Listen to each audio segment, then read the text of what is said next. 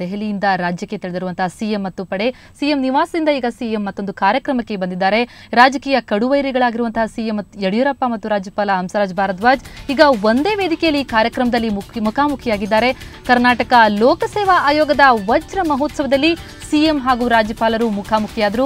ಮುಂಚಿತವಾಗಿ ಸ್ಥಳದಲ್ಲೇ ಇದ್ದಂತಹ ಸಿಎಂ ಯಡಿಯೂರಪ್ಪ ರಾಜ್ಯಪಾಲರನ್ನ ಸ್ವಾಗತಿಸಿ ನಗು ನಗುತ್ತಲೇ ಕೈಕುಲುಕಿದ್ರು. ಒಬ್ಬರಿಗೊಬ್ಬರು ನಗ್ನಗ್ತಾನೆ ವೇದಿಕೆಯೇರಿ ವಜ್ರ ಮಹೋತ್ಸವವನ್ನ ಉದ್ಘಾಟಿಸಿದ್ರು.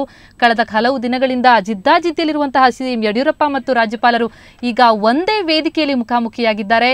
ಇಂದು ಸಂಜೆ 4 ಗಂಟೆಗೆ ಯಡಿಯೂರಪ್ಪ ಅವರು ಗವರ್ನರ್ ಅವರನ್ನ ಭೇಟಿಯಾಗೋರಿದ್ರು.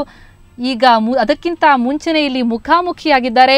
ಆದರೆ ಬದ್ಧ ವೈರಿಗಳಾಗಿದ್ರೂ ಕೂಡ ನಗು ನಗುತ್ತಲೇ ಕೈಕುಲುಕಿದ್ರು. ಒಬ್ಬರಿಗೊಬ್ಬರು ನಗು ನಗುತ್ತಲೇ ವೇದಿಕೆಯನ್ನ ಏರಿ ವಜ್ರ ಮಹೋತ್ಸವವನ್ನ ಉದ್ಘಾಟಿಸಿದ್ರು. ನಿನ್ನೆಯಷ್ಟೇ ರಾಷ್ಟ್ರಪತಿಗಳನ್ನ ಭೇಟಿಯಾಗಿ ಬಂದಿರುವಂತಹ ಸಿಎಂ ಪಡೆ ಇಂದು ಬೆಳಿಗ್ಗೆ ಬೆಂಗಳೂರಿಗೆ ಆಗಮಿಸಿದೆ. ಬೆಂಗಳೂರಿಗೆ ಬಂದಂತಹ ಸಿಎಂ ಮೊದಲಿಗೆ ಸಿಎಂ ತಮ್ಮ ನಿವಾಸಕ್ಕೆ ತೆರಳಿ ಅಲ್ಲಿ ಶಾಸಕರೊಂದಿಗೆ ಮಾತನಾಡಿ ನಂತರ ಅಲ್ಲಿಂದ ಈ ಕಾರ್ಯಕ್ರಮಕ್ಕೆ ಬಂದಿದ್ದಾರೆ. ಈ ಕಾರ್ಯಕ್ರಮದಲ್ಲಿ ಒಂದೇ ವೇದಿಕೆಯಲ್ಲಿ ರಾಜ್ಯಪಾಲರೊಂದಿಗೆ ಮುಖ್ಯಮಂತ್ರಿ ಮುಖಾಮುಖಿಯಾಗಿದ್ದಾರೆ. ಕರ್ನಾಟಕ ಲೋಕಸೇವಾ ಆಯೋಗದ ವಜ್ರ ಮಹೋತ್ಸವ ಕಾರ್ಯಕ್ರಮವಿದು. ಈ ಕಾರ್ಯಕ್ರಮದಲ್ಲಿ ಈ ಇಬ್ಬರು ಬದ್ಧ ವೈರಿಗಳು ಕಡು ವೈರಿಗಳು ಮುಖಾಮುಖಿಯಾಗಿದ್ದಾರೆ. ಸ್ಥಳದಲ್ಲೇ ಇದ್ದಂತಹ ಸಿಎಂ ರಾಜ್ಯಪಾಲರನ್ನ ಸ್ವಾಗತಿಸಿ ನಗನಗ್ತಾನೆ ಕೈಕುಲುಕಿದ್ರು. ಒಬ್ಬರಿಗೊಬ್ಬರು ನಗ್ನಗ್ತಾನೆ ಇಬ್ರು ವೇದಿಕೆಯನ್ನ ಏರಿ ಈ ಒಂದು ಕಾರ್ಯಕ್ರಮವನ್ನ ಉದ್ಘಾಟಿಸಿದ್ದಾರೆ. ನಿನ್ನೆ ರಾಷ್ಟ್ರಪತಿಗಳನ್ನ ಭೇಟಿಯಾಗಿ ಬಂದಂತಹ ಸಿಎಂ ಮುಖದಲ್ಲಿ ಮಂದಹಾಸವಿದೆ. ಒಂದು ರೀತಿಯಲ್ಲಿ ಆತ್ಮವಿಶ್ವಾಸದಿಂದ ಬೀಗ್ತಾ ಇದ್ದಾರೆ ಸಿಎಂ. ಯಾವುದೇ ಕಾರಣಕ್ಕೂ ಕೇಂದ್ರ ತಮ್ಮ ವಿರುದ್ಧವಾಗಿ ನಿರ್ಣಯವನ್ನ ಕೈಗೊಳ್ಳೋದಿಲ್ಲ, ತಮಗೆ ಸಂಖ್ಯಾಬಲ ಇರೋದ್ರಿಂದ ತಮ್ಮ ಪರವಾಗಿ ನಿರ್ಣಯವನ್ನ ಕೈಗೊಳ್ತಾರೆ ಅನ್ನೋ ಒಂದು ವಿಶ್ವಾಸ ಸಿಎಂ ಮುಖದಲ್ಲಿ ಕಾಣ್ತಾ ಇದೆ. ಆದರೆ ರಾಜ್ಯಪಾಲರು ಒಂದು ಸ್ಪಷ್ಟನೆಯನ್ನ ನೀಡಿದ್ರು. ಸಂಖ್ಯಾಬಲದ ಮೇಲೆಲ್ಲ ನಾನು ಶಿಫಾರಸು ಮಾಡಿದ್ದು ಸುಪ್ರೀಂ ಕೋರ್ಟ್ನ ತೀರ್ಪಿನ ಆಧಾರದ ಮೇಲೆ ನಾನೊಂದು ಈ ಶಿಫಾರಸನ್ನ ಮಾಡಿದ್ದೇನೆ ಅಂತ. ಆದರೆ ಸಿಎಂ ತಮ್ಮ ಸಂಖ್ಯಾಬಲದ ಮೇಲೆ ಆತ್ಮವಿಶ್ವಾಸವನ್ನ ಇಟ್ಕೊಂಡಿದ್ದಾರೆ. ಈ ಕಾರಣಕ್ಕಾಗಿ ತಮ್ಮ ಸರ್ಕಾರ ಬೀಳೋದಿಲ್ಲ ಅನ್ನೋ ಒಂದು ಆತ್ಮವಿಶ್ವಾಸ ಸಿಎಂ ಮುಖದಲ್ಲಿ ಕಾಣ್ತಾ ಇದೆ. ಇವತ್ತು ಈ ವೇದಿಕೆಯಲ್ಲಿ ಇಬ್ಬರು ಕಡುವೈರಿಗಳು ಮುಖಾಮುಖಿಯಾಗಿದ್ದಾರೆ. ಈ ಬಗ್ಗೆ ಹೆಚ್ಚಿನ ಮಾಹಿತಿಯನ್ನು ನೀಡಲಿಕ್ಕೆ ನಮ್ಮ ಪ್ರತಿನಿಧಿ ಮಸೂದ್ ಈಗ ನಮ್ಮೊಂದಿಗೆ ದೂರವಾಣಿ ಸಂಪರ್ಕದಲ್ಲಿದ್ದಾರೆ. ಮಸೂದ್, ರಾಜಕೀಯ ಕಡುವೈರಿಗಳು ಒಂದೇ ವೇದಿಕೆಯಲ್ಲಿ ಅದು ನಗ್ನಗ್ತಾ ಮಾತಾಡ್ತಾ ಇದ್ದಾರಲ್ಲ? ಹೌದು ಪ್ರತಿಮಾ, ಏನ್ ಇವತ್ತು ಆಶ್ಚರ್ಯ ಅಂತಾನೆ ಹೇಳ್ಬಹುದು. ಮುಖ್ಯಮಂತ್ರಿ ಯಡಿಯೂರಪ್ಪನವರು ಮತ್ತು ರಾಜ್ಯಪಾಲ ಹಂಸರಾಜ್ ಭಾರದ್ವಾಜ್ ಅವರು ಒಂದೇ ವೇದಿಕೆಯಲ್ಲಿ ಅಕ್ಕಪಕ್ಕದ ಆಸನದಲ್ಲಿ ಕೂತ್ಕೊಂಡಿದ್ದಾರೆ. ಕರ್ನಾಟಕ ಲೋಕಸೇವಾ ಆಯೋಗದ ವಜ್ರ ಮಹೋತ್ಸವ ಕಾರ್ಯಕ್ರಮ ಇದು. ಈ ಕಾರ್ಯಕ್ರಮಕ್ಕೆ ಇವತ್ತಿಬ್ಬರು ಗಣ್ಯ ಅತಿಥಿಗಳು ಆಗಮಿಸಿದ್ದಾರೆ.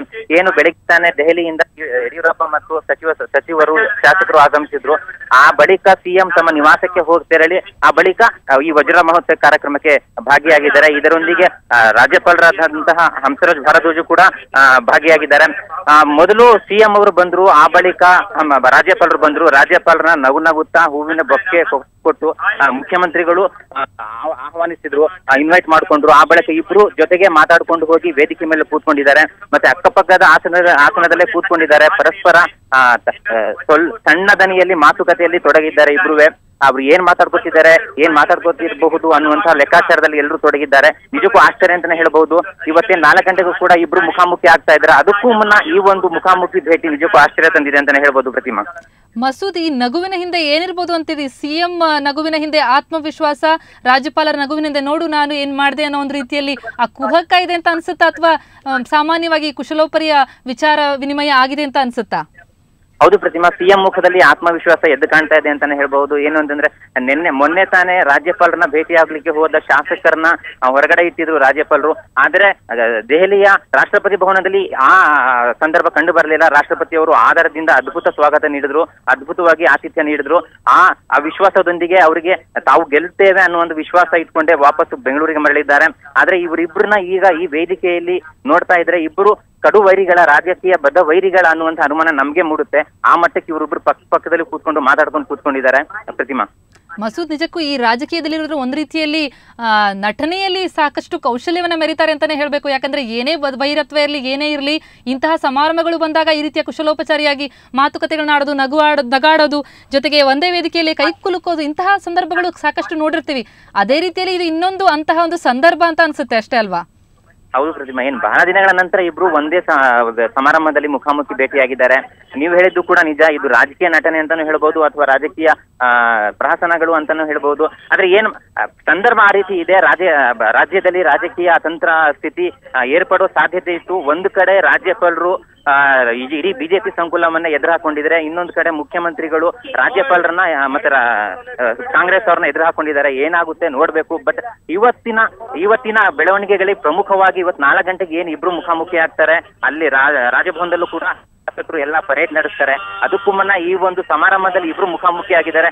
ಈಗಲೂ ಕೂಡ ಈ ಕ್ಷಣ ಕೂಡ ಇವರಿಬ್ರು ಪರಸ್ಪರ ಮಾತುಕತೆಯಲ್ಲೇ ತಲ್ಲೀನರಾಗಿದ್ದಾರೆ. ಏನ್ ಮಾತಾಡ್ಕೊತಿರ್ಬೋದು ಅನ್ನುವಂತಹ ಆಶ್ಚರ್ಯಗಳು ಕೂಡ ಎಲ್ಲರಲ್ಲೂ ಮನೆ ಮಾಡಿದೆ. ಪ್ರತಿಮಾ, ಮಸೂದ್, ಇಂತಹ ಈ ಸಮಾರಂಭದಲ್ಲಿ ಮಾತುಕತೆಗೆ ತೊಡಗಿದ ಮೇಲೆ ಮೇ ಬಿ ವೇದಿಕೆಯಲ್ಲಿ ಅಲ್ಲಿ ವಾದ ವಿವಾದಗಳು ನಡೀಬಹುದು ಅಂತ ಅನ್ಸುತ್ತೆ ಅಲ್ವಾ?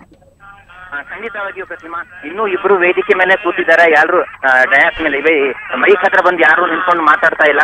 ಒಂದು ವೇಳೆ ಇಬ್ಬರು ಪರಸ್ಪರ ಒಬ್ರು ಮೊದಲು ರಾಜ್ಯಪಾಲರನ್ನ ಆಹ್ವಾನಿಸ್ತಾರೆ, ರಾಜ್ಯಪಾಲರು ಏನ್ ಮಾತಾಡ್ತಾರೆ ಅಂತ ನಾವು ಸುಲಭವಾಗಿ ಊಹಿಸಬಹುದು. ಸಹಜವಾಗಿ ಇವತ್ತು ಇತ್ತೀಚಿನ ರಾಜಕೀಯ ಬೆಳವಣಿಗೆ ಬಗ್ಗೆ ಮಾತಾಡ್ತಾರೆ. ಅದೇ ರೀತಿ ಸಿಎಂ ಕೂಡ ಮಾತಾಡಬಹುದು ಅಂತಾನೆ ನಿರೀಕ್ಷೆ ಮಾಡಬಹುದು. ಪ್ರತಿಮಾ, ಓಕೆ ಮಸೂದ್, ತಮ್ಮೆಲ್ಲ ಮಾಹಿತಿಗೆ ಧನ್ಯವಾದಗಳು. ರಾಜಕೀಯ ಕಡು ವೈರಿಗಳಾದಂತಹ ಸಿಎಂ ಯಡಿಯೂರಪ್ಪ ಮತ್ತು ರಾಜ್ಯಪಾಲ ಹಂಸರಾಜ್ ಭಾರದ್ವಾಜ್ ಈಗ ಒಂದೇ ವೇದಿಕೆಯಲ್ಲಿ ಇರೋದನ್ನ ನೀವು ನೋಡ್ತಾ ಇರಬಹುದು. ಒಂದೇ ವೇದಿಕೆಯಲ್ಲಿ ಕಡು ವೈರಿಗಳು ಮುಖಾಮುಖಿಯಾಗಿದ್ದಾರೆ. ಈಗಷ್ಟೇ ನಗು ನಗುತ್ತಲೇ ಬಂದು ವೇದಿಕೆಯನ್ನು ಏರಿದಂತಹ ಇವರು ಈಗ ಉದ್ಘಾಟನೆಯನ್ನ ಮಾಡಿದ್ರು. ಸಾಕಷ್ಟು ನಗುತ್ತಾ ಕುಶಲೋಪಚಾರಿ ಮಾತುಗಳನ್ನ ಕೂಡ ಆಡ್ತಾ ಇದ್ದಾರೆ.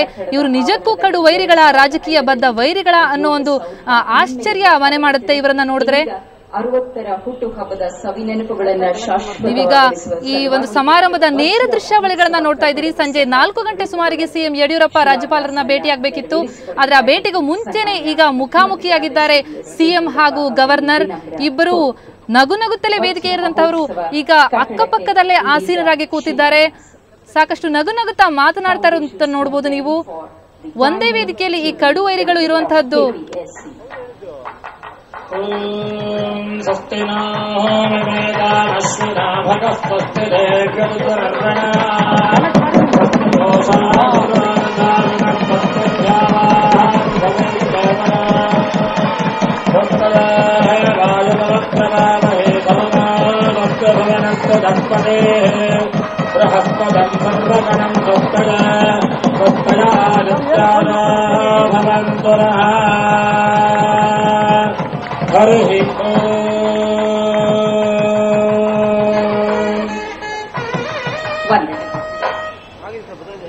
ಆಜ್ಞೆ ಆಯೋಗದ ಇಂದಿನ ಆಶಯಗಳು, ಮುಂದಿನ ಹೆಜ್ಜೆಗಳು, ಈ ಕುರಿತು ಹಾರೈಕೆಯ ಮಾರ್ಗದರ್ಶಕ ಮಾತುಗಳನ್ನು ನಮ್ಮೊಟ್ಟಿಗೆ ಹಂಚಿಕೊಳ್ಳಬೇಕೆಂದು ಸನ್ಮಾನ್ಯ ಮುಖ್ಯಮಂತ್ರಿಗಳಲ್ಲಿ ಕೋರಿಕೆ.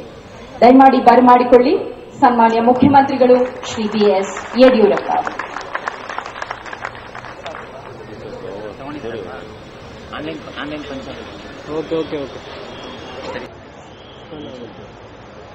ಕರ್ನಾಟಕ ಲೋಕಸೇವಾ ಆಯೋಗದ ವಜ್ರ ಮಹೋತ್ಸವದ ಸಂದರ್ಭದಲ್ಲಿ ಹಮ್ಮಿಕೊಂಡಿರುವಂತಹ ಈ ವಜ್ರ ಮಹೋತ್ಸವ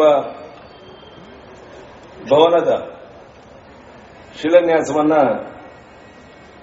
ನಾನು ಬಹಳ ಸಂತೋಷದಿಂದ ನೆರವೇರಿಸಿದ್ದೇನೆ.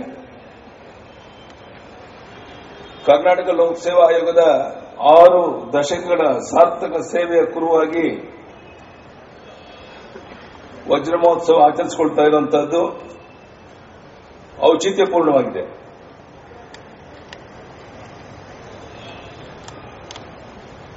ಈ ವಜ್ರ ಮಹೋತ್ಸವ ನನಗೆ ವೈಯಕ್ತಿಕವಾಗಿ ನೆನಪಿಟ್ಟುಕೊಳ್ಳಬೇಕಾದಂತಹ ದಿನ. ಯಾಕೆಂದ್ರೆ ಇದೇ ಭವನದಲ್ಲಿ ಈ ಪಾರ್ಕೋತ್ಸವ ಕರೀತಾ ಇರೋ ಸಂದರ್ಭದಲ್ಲಿ ಈ ಸಮಾಜ ಕಲ್ಯಾಣ ಇಲಾಖೆಯಲ್ಲಿ ನಾನು 2nd ಡಿವಿಷನ್ ಕ್ಲರ್ಕ್ ಆಗಿ 2 ವರ್ಷ ಈ ಕಟ್ಟಡದಲ್ಲಿ ಕೆಲಸ ಮಾಡಿದ ಹಳೆಯ ನೆನಪು ನನಗೆ ಬರ್ತಾ ಇದೆ. ಹಳೆಯದನ್ನ ಮರಿಬಾರದು, ಮುಂದಿನ ಜವಾಬ್ದಾರಿಯನ್ನು ಎಚ್ಚರಿಕೆಯಿಂದ ನಿರ್ವಹಿಸಬೇಕು ಅನ್ನೋದಕ್ಕೆ ನೆನಪು ಮಾಡ್ಕೊತಾ ಇದ್ದೇನೆ.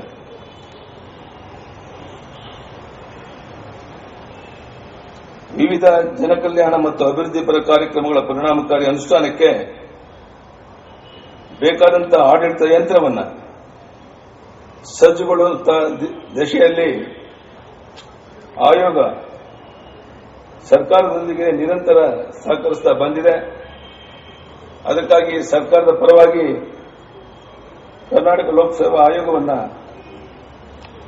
ಅದರಲ್ಲೂ ಅದರ ಮುಖ್ಯಸ್ಥರಾದ ಗೋನೋಳ್ ಭೀಮಪ್ಪನವ್ರನ್ನ ಹಾಗೂ ಇತರೆ ಸದಸ್ಯರನ್ನ ಈ ವಜ್ರ ಮಹೋತ್ಸವ ಸಂದರ್ಭದಲ್ಲಿ ಅಭಿನಂದಿಸ್ತೇನೆ.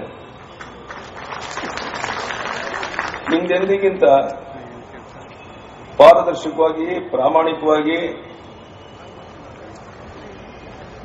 ಈ ನಾಡನ್ನು ಕಟ್ಟೋದಕ್ಕೆ